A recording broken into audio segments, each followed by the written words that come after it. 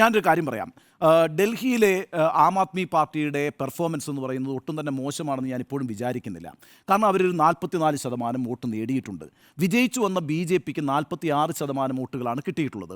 2% വോട്ടിൻ്റെ വ്യത്യാസത്തിലാണ് ആം ആദ്മി പാർട്ടിക്ക് ഡൽഹി നഷ്ടമായിരിക്കുന്നത്. പക്ഷേ ആ 2% വ്യത്യാസം എന്ന് പറയുന്നത് സീറ്റുകളിലുണ്ടാക്കിയിട്ടുള്ള ഡിഫറൻസ് വളരെ വലുത് തന്നെയാണ്. ഇപ്പോൾ കേരളം എടുത്തു നോക്കിക്കേ, 2021 നടന്ന നിയമസഭാ തെരഞ്ഞെടുപ്പിൽ യു ഡി എഫിനും എൽ ഡി എഫിനും ഇടയിലുള്ള പെർസെൻറ്റേജ് വ്യത്യാസം എന്ന് പറയുന്നത് 6%. 6% വ്യത്യാസത്തിലാണ് എൽ ഡി എഫ് 2021 ഇവിടെ അധികാരത്തിൽ വന്നത്. പക്ഷേ സീറ്റ് നിലയിൽ നിന്ന് നോക്കിയേ, 99 സീറ്റാണ് സി പി എമ്മിനുള്ളത്, 41 സീറ്റാണ് യു ഡി എഫിനുള്ളത്. 6% വ്യത്യാസത്തിൽ ഏതാണ്ട് 58 എൽ ഡി എഫിന് 6% വ്യത്യാസത്തിൽ 58 സീറ്റ് ഡിഫറൻസാണ് ഉണ്ടായിരിക്കുന്നത്. അപ്പം ഇത് തെരഞ്ഞെടുപ്പിൽ സ്വാഭാവികമാണ്. പക്ഷേ ഈ 2% വ്യത്യാസത്തിൽ ഫിനിഷ് ചെയ്യാൻ കഴിയുന്നു 10 വർഷം പൂർത്തിയാക്കിയ ഒരു ഗവൺമെൻറ് എന്ന് പറയുന്നത് ചെറിയൊരു കാര്യമല്ല. എങ്ങനെയാണ് ആം ആദ്മി പാർട്ടിക്ക് ഈ പറയുന്ന 44% വോട്ട് കിട്ടിയത് എന്ന് ഞാൻ നോക്കിയിട്ടുണ്ട്.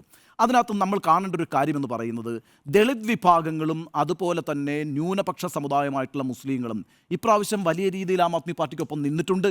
ഇപ്പം നമ്മൾ പറയുന്ന 12 സംവരണ സീറ്റുകളുണ്ടല്ലോ, 12 സംവരണ സീറ്റുകളിൽ 2020 നടന്ന തെരഞ്ഞെടുപ്പിൽ 12 സീറ്റും ആം ആദ്മി പാർട്ടിക്ക് തന്നെയായിരുന്നു. പക്ഷേ ഇപ്രാവശ്യം 8 സീറ്റുകൾ അവർ നിലനിർത്തിയിട്ടുണ്ട്. 4 സീറ്റുകളെ ബി ജെ പിക്ക് പിടിക്കാൻ കഴിഞ്ഞിട്ടുള്ളൂ. അതിൻ്റെ അർത്ഥം ഈ ദളിത് വിഭാഗങ്ങൾ അവർക്കൊപ്പം നിൽക്കുന്നു എന്നാണ്.